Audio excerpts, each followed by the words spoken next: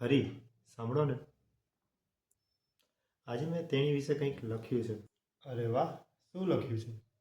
બહુ ટૂંકું લખ્યું છે, પરંતુ બહુ જ મસ્ત લખ્યું છે. વાહ, ખુદથી ખુદના વખાણ કરે છે.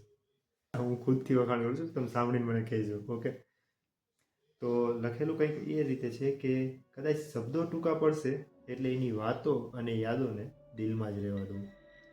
એના હસતા ચહેરાનું તેજ એ મારી આંખોમાં જ રહેવા દઉં. એ હરી, જો એના સ્વભાવ અને સ્વરૂપનું કદાચ વર્ણન કરવા જઈશ ને તો આ કલમની શાઈ ખૂટી જશે, પરંતુ આ દિલની વેદના થકી આંખમાંથી નીકળતા આંસુ ખૂટશે નહીં. એટલે જ કહું છું, એ હરી, એની વાતો અને યાદોને દિલમાં જ રહેવા દઉં. ચાલ, એ બધું તો ઠીક, તારી રચના બહુ સારી હતી, પરંતુ કોણ છે તેણી?